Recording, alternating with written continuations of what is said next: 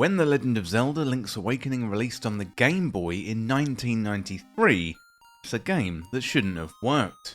Here was a Zelda game stripped of all the series' hallmarks, no Princess Zelda, no Hyrule, no Ganon, and confined to a tiny monochrome handheld screen. Yet, against all odds, it became one of the most beloved and mysterious entries in the entire franchise.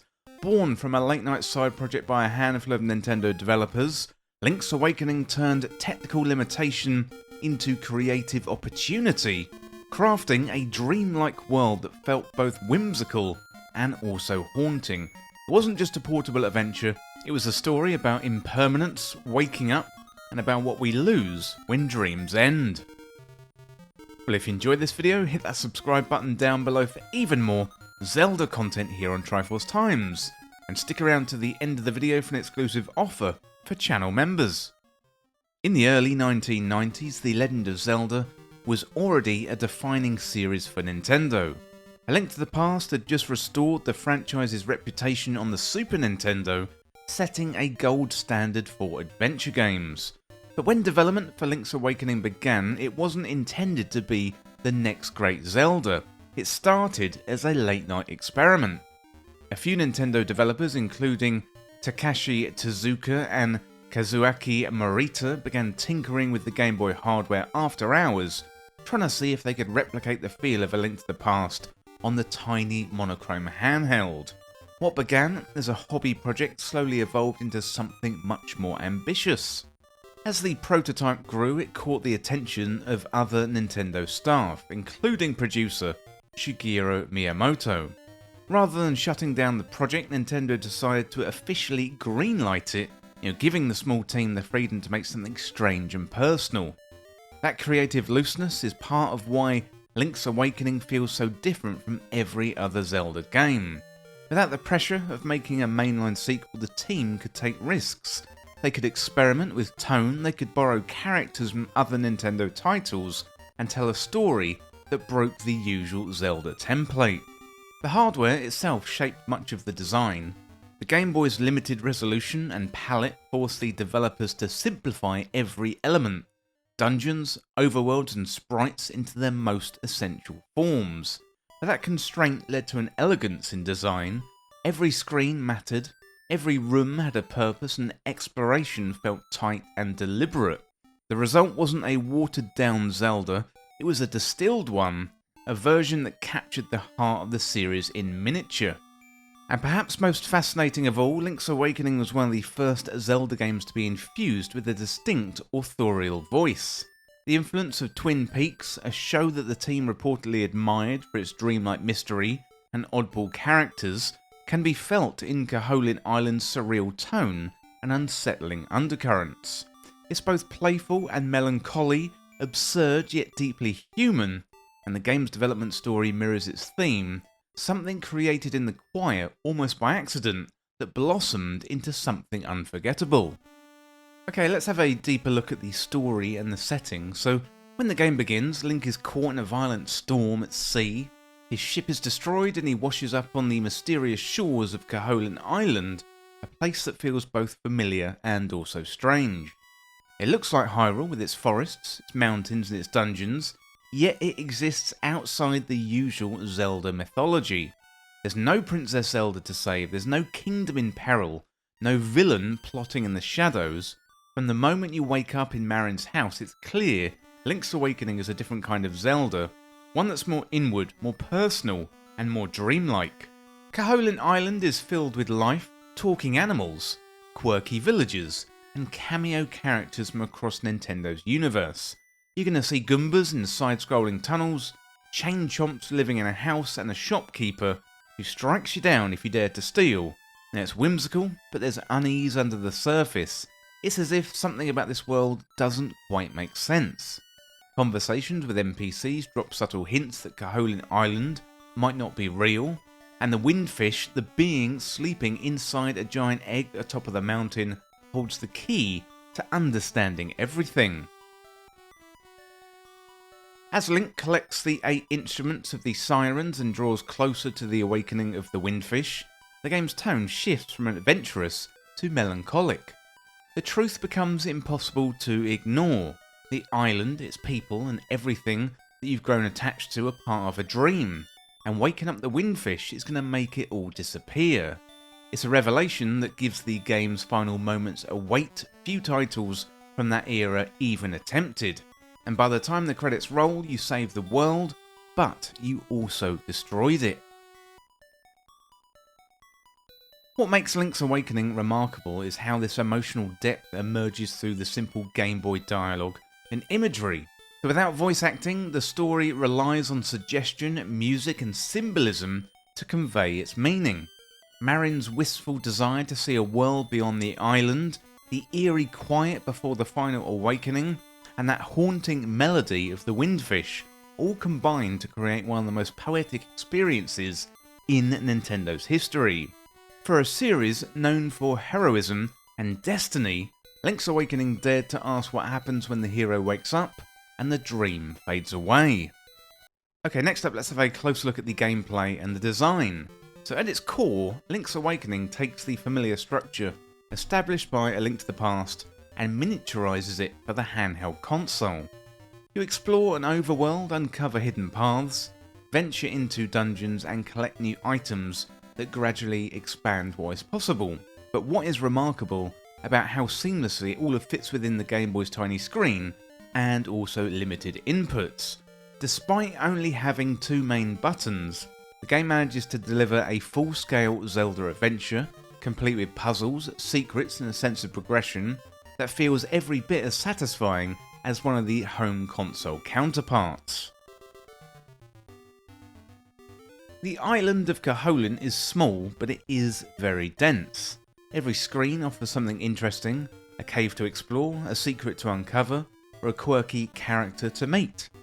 The game design encourages curiosity. Try bombing a suspicious wall, jumping across a new gap or combining items in creative ways. This constant interplay of exploration and experimentation gives the game its heartbeat. There's a sense of compact efficiency, no filler, no wasted space, just pure adventure distilled into pocket form. One of Link's Awakening's most significant innovations is the introduction of the Rock's Feather, an item that allows Link to jump, a first for the series.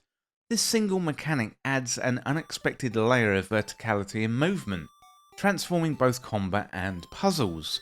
Suddenly, chasms and spike traps become strategic elements, and side-scrolling platform sections, complete with Goombas of course, feel like playful nods to Nintendo's broader universe.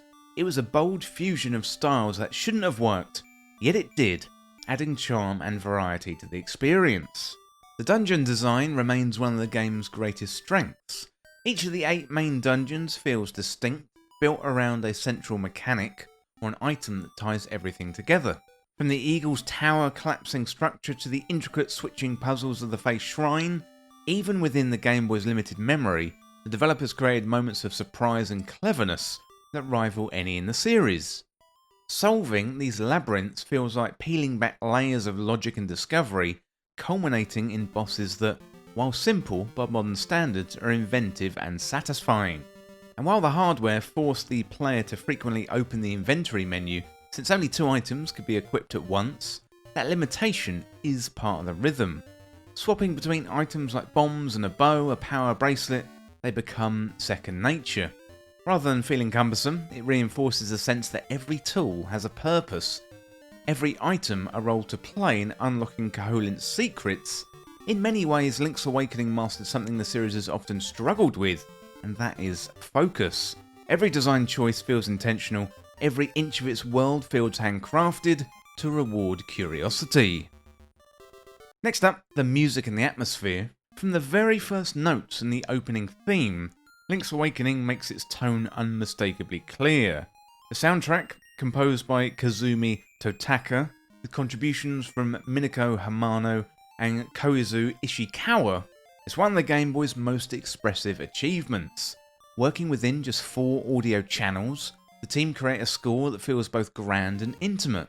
The melodies aren't merely catchy, they carry emotion, colouring the game's dreamlike world with warmth, melancholy, and also mystery.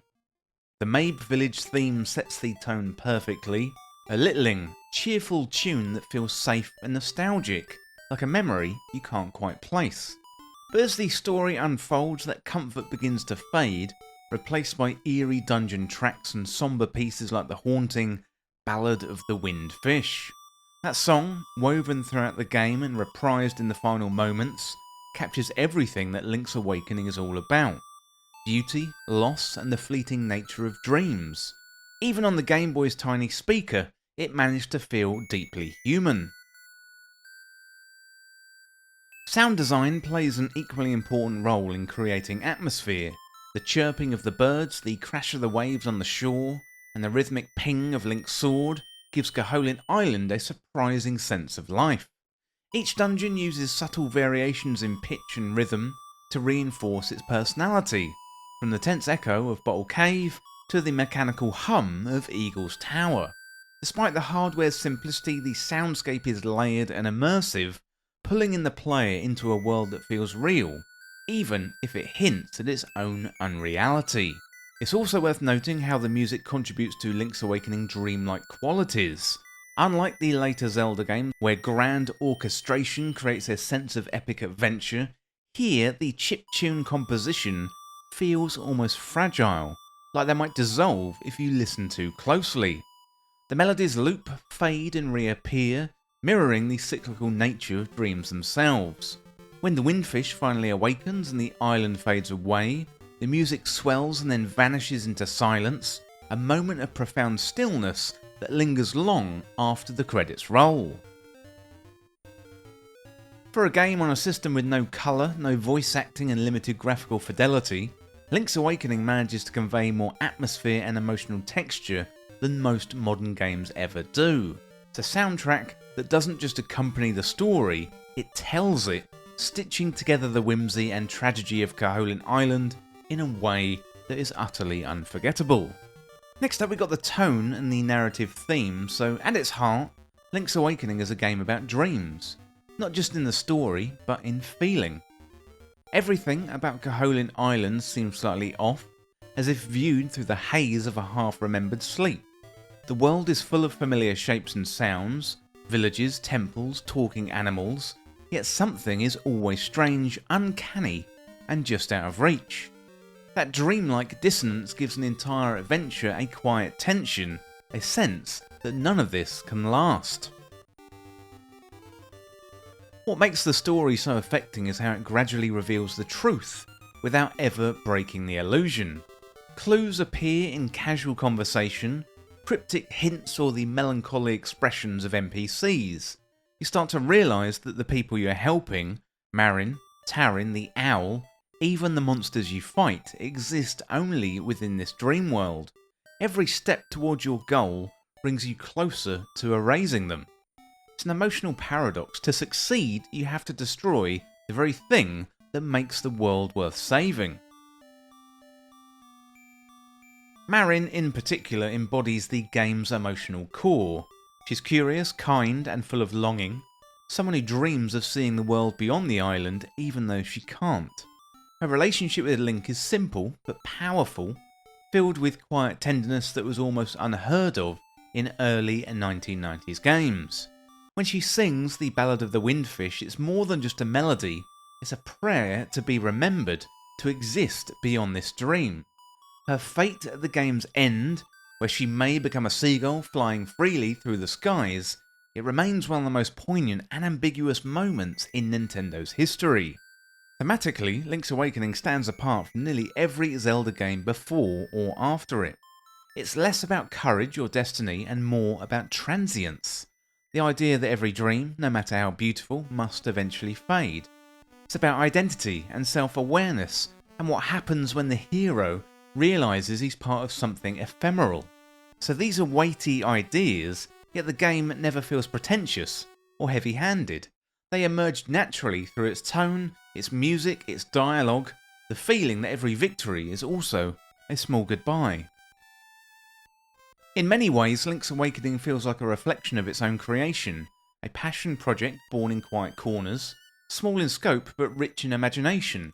It captures the fleeting spark of creativity, the kind that burns bright precisely because it knows it won't last forever. Long before the series embraced cinematic storytelling, this little Game Boy cartridge managed to tell one of Nintendo's most human stories about endings, awakenings, and the fragile beauty of dreams.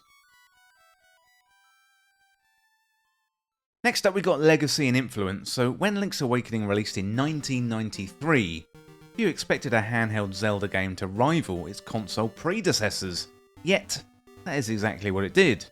It proved beyond doubt the small screen didn't have to mean smaller adventure. The game was a revelation for Game Boy owners, a sprawling, emotional, imaginative journey that could be carried in your pocket. At the time when portable games were often simplified or stripped down versions of console hits, Link's Awakening delivered something just as deep, just as strange, and arguably even more personal. Its influence can be felt across the series that followed. The structure and the mechanics it introduced, from the trading sequence to the Rock's Feather jumping mechanic, that would inspire later handheld Zeldas like the Oracle of Ages, Oracle of Seasons, and the Minish Cap. These games built upon Link's Awakening's blueprint: compact but intricate worlds filled with secrets, layered puzzles and distinct emotional tones. Even Breath of the Wild's emphasis on open exploration and curiosity echoes the spirit of discovery that Koholint Island embodied decades earlier. Beyond the gameplay, Link's Awakening left a lasting mark on how Zelda approached storytelling. It was the first in the series to explore introspection, to blur the lines between heroism and loss. Later entries like Majora's Mask and Twilight Princess would carry that torch, delving into darker, more ambiguous emotions. But Link's Awakening was the blueprint, proof that a Zelda game could be both whimsical and profoundly sad, mysterious and deeply human. For Nintendo itself, the game's success cemented the Game Boy as a platform capable of housing ambitious, narrative-driven experiences. It set the stage for handheld entries and other franchises, and encouraged developers to see portable gaming as an opportunity for artistic expression rather than technical compromise. 3 decades later, Link's Awakening still feels ahead of its time. It's a product of its limitations, yet those very constraints are what gave it focus and personality. In an era where most Game Boy titles aimed for simplicity, it dared to dream, and in doing so, shaped the DNA of Legend of Zelda for generations to come. Well, next up we've got later versions and remakes. So 5 years after the original release, Link's Awakening received a new life on the Game Boy Color with Link's Awakening DX. That was in 1998. It wasn't just a visual upgrade, it was a celebration of what the original had achieved. The addition of colour brought warmth and personality to Koholint Island, giving Mabe villages, cottages, beaches, and also forests a newfound vibrancy. The DX version also introduced a new optional dungeon, the Colour Dungeon, which rewarded players with a tunic, granting either enhanced attack or defence, a small but satisfying incentive for veterans. More importantly, it ensured the game's preservation for a new generation of players as Nintendo's handheld technology evolved, and for many fans, DX became the definitive handheld version, faithfully maintaining everything that made the 1993 release magical, whilst polishing the experience just enough to feel fresh. 2 decades later, Nintendo and Grezzo reimagined the adventure again for the Nintendo Switch in 2019. Rather than reinvent the story, the developers approached the remake with reverence, crafting a world that looked and felt like a toy box come to life. This new diorama-style visual, with tilt-shift blurring and glossy, plasticine textures, captured the feeling of peering into a dream, echoing the original surreal atmosphere in an entirely new medium. Everything from the overworld layout to the dialogue was almost identical to the Game Boy version, right down to the secrets and the pacing as well. But what made the 2019 remake so powerful wasn't just the fidelity, it was the respect for tone. This new art style and orchestral soundtrack reimagined Link's Awakening without losing its essence. The sense of melancholy, nostalgia, and mystery remained intact. Subtle quality of life changes like auto-saving and smoother item management made it more accessible, while a few new features Notably, Dampy's Dungeon Builder experimented with giving players creative freedom. Although not universally loved, these additions were a gentle nod to how far game design had come since 1993. Together, the original, DX and Switch versions form a fascinating trilogy of interpretations. Each reflects the technology and spirit of its time. The 1993 game as a miracle of limitation, the 1998 version as a respectful refinement, and the 2019 remake as a loving reconstruction. Proof that Link's Awakening's core magic transcends hardware generations. Few games have endured with such grace, their emotional resonance only deepening as players return to Koholint Island again and again, chasing that same dream that always fades and always calls you back. Well, The Legend of Zelda Link's Awakening is a miracle of limitation, a game that should have been too small, too simple, and too strange to stand beside its console counterparts, yet somehow became one of the most soulful adventures Nintendo have ever made. It distills everything that defines Zelda: exploration, discovery, emotion, into its purest form, while daring to tell a story about loss, illusion, and the fleeting beauty of dreams. Even 3 decades later, its world feels alive, its music lingers, and its ending still hurts in the best way possible. Whether played on the original Game Boy, the DX edition, or on Nintendo Switch Online, or the Switch remake, Link's Awakening remains proof that great art doesn't need power, it only needs heart. Well, let me know what you think about Link's Awakening, and also share your memories of Link's Awakening. I would love to hear what you think, and I hope you've enjoyed this video today. This has been my retrospective, my review of Link's Awakening, and as you can tell, I really like the game. I remember playing the original on the Game Boy. I've also played through the Switch version rather recently, so it's definitely one of my favourite Zelda games. I would love to hear what you think. Well, that is it for this video today, and thank you so much for watching or for listening. Don't forget to hit that subscribe button down below for even more Zelda content here on Triforce Times. Thanks again, and I'll see you in the next video. Well, thank you so much for watching the video, but today I'd like to let you know about the Triforce Times store. If you like Triforce Times content and you want to get some merchandise, then browse the online store today. We've got t-shirts, hoodies, hats, and loads more in all shapes and sizes and colours. Also, if you didn't see something on the store that you want, then let me know in the comments. Comment on the video and let me know what you want to see in the merch store, and I will make it happen. So if you enjoy Triforce Times and want to go above and beyond to support, then the store is a great place to do that. And also, you're going to get some high quality merchandise as well. So check out the Triforce Times store today, with a selection of merch below each video, and you can also check out the store link in the description if you'd like to browse the whole store. But this video is brought to you by Triforce Times Backstage. This is available through Patreon or YouTube membership, and you're going to get exclusive benefits, plus you'll be able to go above and beyond to support Triforce Times. Free content is core to Triforce Times, and you can continue to enjoy these videos that you know and love. However, if you want to enjoy the benefits like early access, our community Discord, shoutouts in the credits of videos, content polls and exclusive videos, then select the tier that is right for you and join Triforce Times Backstage today. So help me make Triforce Times be even bigger and better, plus you're going to get some added benefits for a small fee every month. Well, thank you for listening, and now it is time to go back to the video.